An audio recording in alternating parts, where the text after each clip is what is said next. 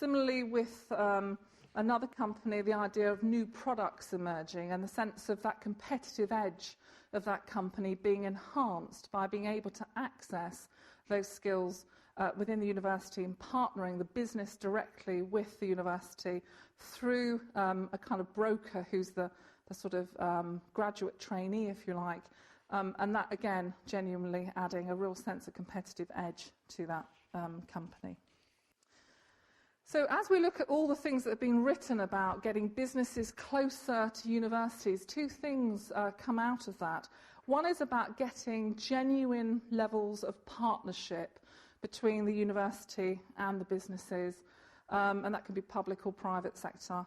And also the importance also of translating that engagement into the skills agenda around the quality workforce.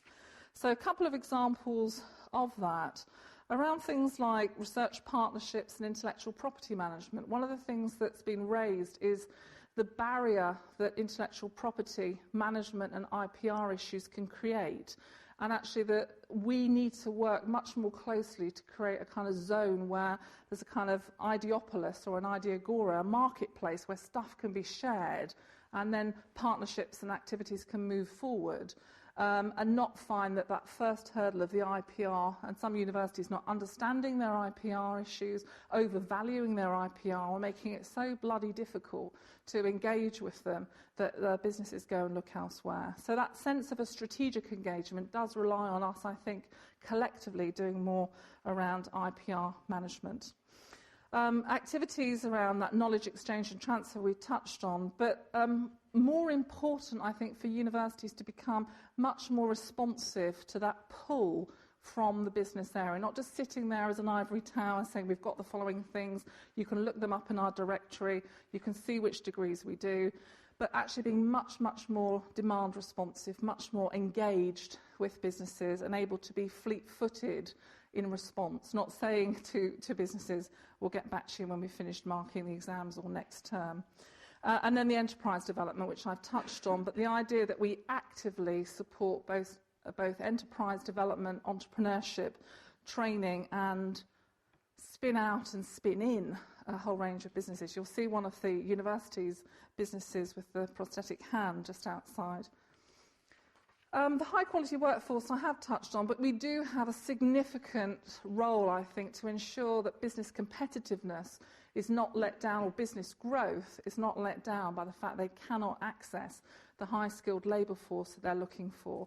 And again, I think the universities, in working more closely with businesses, need to have that sense of being much more responsive, much more demand-led rather than supply-led. When we look at the kind of amount that businesses are spending on securing that skills development, they're spending a tiny, tiny amount, about 2% in universities. So there's obviously something about the way in which we're packaging the university offer, which means it's very, very difficult to get that out into the marketplace.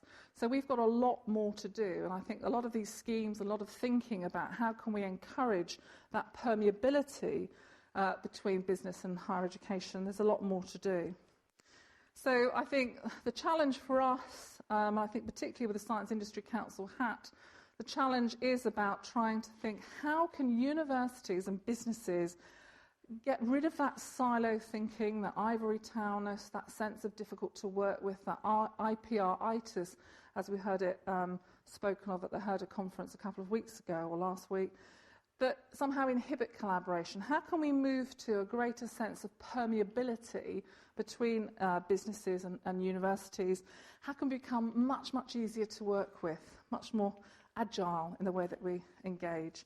A couple of examples from outside the region. My last university at Hertfordshire, which set itself up to be the business-facing university, set that every single programme, every single course had employer input right from the design stage. So that sense of asking employers and businesses to forecast their skills need and a kind of sense of a product pipeline and a delivery schedule around that graduate thinking. There was a real sense of employers actively engaged in pulling from the university what they wanted. The business link within the county became part of the university, so there was a seamlessness about the way in which the Business Link offer, with a whole range of different courses and programs, as they the diagnostic and brokerage scheme, they're able to signpost a whole range of activities that could enhance business competitiveness, but they added to their portfolio a whole range of activities from the university itself, seamlessly integrated into the Business Link offer and expressed in the language of business, not the language of academia. I led a project on UH Mindset, which was actually positioning the university's mindset across all staff groups to be much more able to engage effectively with business and actually be solution-orientated and can-do in their style, and that really helped significantly. And also a project on graduate solutions, which were businesses could throw into the university any question that they had, and we would marshal a multidisciplinary team to address that question. Very low fee in terms of entry to get into that, but for SMEs, a significantly important project. Also from another region, Teesside, the university that Hertfordshire worked with, and I did some work in terms of advising, that Teesside is leading a kind of regional regeneration, particularly around the digital city.